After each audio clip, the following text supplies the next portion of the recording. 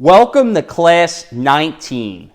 This is our third and final class covering investment funds. In our last two classes, we discussed various types of funds you may encounter on your investing journey. In this class, we're going to round out the discussion by explaining three more types of funds.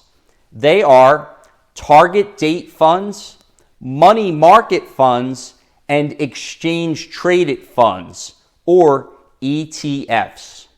We'll also explain how to obtain and evaluate a fund prospectus, which is a document that gives us a lot of high-level information about a specific fund we might invest in. We'll also spend time learning how management fees reduce the returns on our fund investments.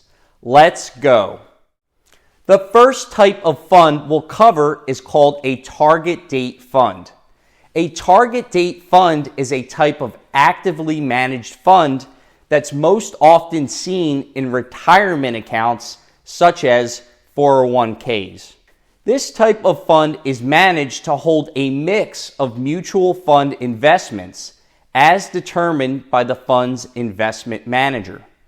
The manager's goal is to set an appropriate investment mix for people with a targeted retirement date. One of the key concepts that investors need to consider is not just whether they want passively managed or actively managed investments.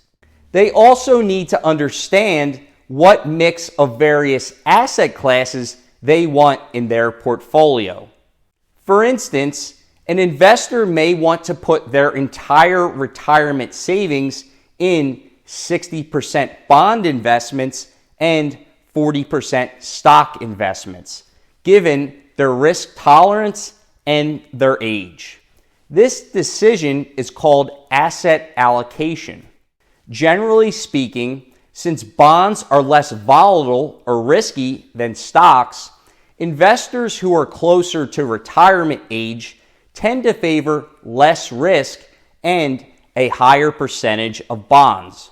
On the other hand, investors who are younger and have a longer investment horizon tend to have a higher percentage of investments in stocks because they can ride out the ebbs and flows of the stock market to get higher returns over the long term. Every investor is different, so it will be up to you, maybe with the help of an investment professional, to determine the right asset allocation for you.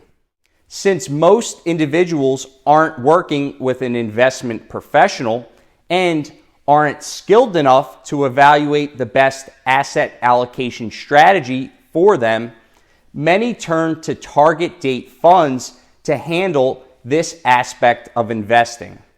For instance, an individual who is planning to retire in, say, 2055 can put their retirement savings in a 2055 dated target fund.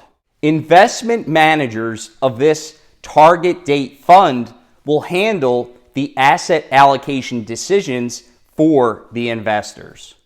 These decisions will be made by the manager with the intention that the investors in this fund will be retiring near the year 2055 and will begin needing this money to fund their retirement in this future year.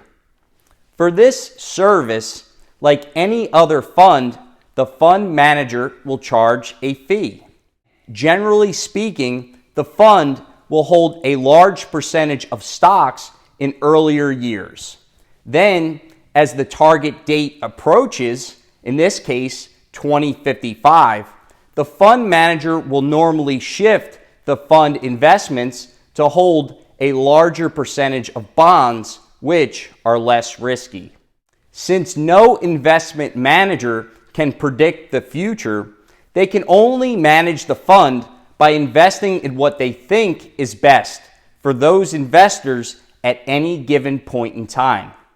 While these funds are popular with some investors, I personally steer clear of target date funds. Fee percentages for these funds tend to be a lot higher than passively managed index funds. Also, the fund manager isn't able to take into account the individual circumstances or risk tolerance of each investor. The manager takes a much more general approach. Again, you'll need to decide what's right for you. Knowing what these funds are and how they work is most important. If you see a fund with a year in the name, it's likely a target date fund. You can also verify this is the case in the fund prospectus. Another type of fund you may see is called a money market fund. At the beginning of class number 7, we discussed what these funds are and how they are different from money market deposit accounts. A money market fund is typically structured as a mutual fund. These funds invest in extremely low risk investments and generally get much lower returns than other investments, as returns are based on very short-term interest rates. These funds generally hold cash equivalents such as CDs, and also short-term U.S. Treasury securities. These are designed to be a place of safety with an extremely low risk of loss. Okay, we learned that a mutual fund is a type of fund used mostly for retirement savings accounts, like 401ks, as they are highly regulated. You can have mutual funds with various strategies. Funds can hold stocks, bonds, cash equivalents, real estate, other assets, or a mix. They can be actively managed or passively managed. Some have a specific retirement date focus, and some just hold cash and cash equivalents. What if I wanted to invest in similar funds outside of my retirement investment accounts, like through a brokerage account? Can I do that? Yes. Typically, investors will use a different type of fund called an exchange traded fund, or ETF. I know, so many acronyms. Just think of an ETF as a sibling of a mutual fund, except it's mostly used for non-retirement investment accounts. ETFs trade on stock exchanges just like stocks do, except they are funds. Just like mutual funds, ETFs can invest in many types of assets, including stocks, bonds, real estate, cash equivalents, other assets, or a mix. There are target date ETFs, even though you'd be investing outside of a retirement account. There are money market ETFs, ETFs that are actively managed, as well as passively managed index ETFs, like ones that track the S&P 500. ETFs typically have 3 or 4 character ticker symbols on the exchange. They are very popular with investors who want to invest in funds outside of their retirement accounts. I know that's a lot, so here's a handy chart to keep everything organized in your mind. Don't worry, we'll talk a lot more about retirement accounts and brokerage accounts in future videos.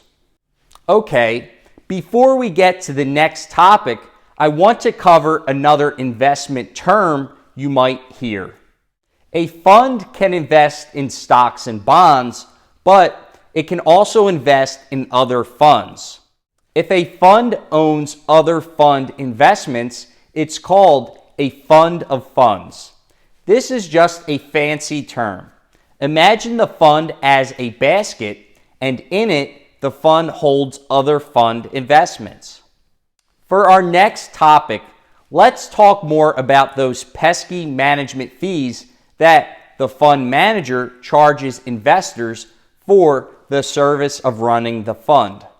The fee that a fund manager charges is typically shown as a percentage of your investment in the fund. For instance, if I put $1,000 in a mutual fund and the fee is 0.1%, I will be charged 0.1% of the average value of my investment over the course of the year. For teaching purposes, let's say this investment was flat all year at $1,000, but the fee percentage is 0.1%. Over the course of the year, I will be charged $1, which is 0.1% of $1,000. So I'll only have $999 at the end of the year. Fees are taken out of the fund investment value, so you won't actually see them hit your statement like other fees. In this case, the investment returned 0%, but the fee charged was 0.1%, so the total return on the investment was negative 0.1%. As you can see, fees lower the return on our investment. Naturally, we want to pay the lowest fee we can, all else equal. The fee percentage is often called the fund expense ratio or the fee ratio. It's important to factor in fee ratios when considering investing, especially when deciding between two different investment funds. Let's look at another example. Let's say we are evaluating two fund investments, Fund Alpha and Fund Beta. Last year, Fund Alpha had a return before fees of 8%, also called the gross return. This is the actual return from the investments the fund held. However, Fund Alpha charged a very high expense ratio of 2%. Therefore, the net return, or what we get back after fees, was only 6%. On the other hand, Fund Beta had a gross return of 7.1%, but only charged a 0.1% fee ratio for a net return of 7%. While Fund Alpha's investments returned more than Fund Beta's, Fund Alpha's expense ratio ate away at those returns much more than Fund Beta's. The most important return by far is the net return after fees, because this is the return we actually get as investors. Remember, some investment firms love charging high fees to unsuspecting investors, even as they deliver returns that don't beat the index consistently. Knowing this fact can save you a whole lot of money over the course of your investing life. It's important to note that investment professionals love using fancy terms when it relates to percentages, like fee ratios or even interest rates. You may hear the term basis points being thrown around. A basis point is equal to 1/100th of 1%. For instance, if an interest rate goes from 6.8% to 6.9%, the interest rate is said to have increased 10 basis points, or 0.10%. If an expense ratio is 0.15%, it can be said that the fund manager is charging 15 basis points of fees to manage the fund.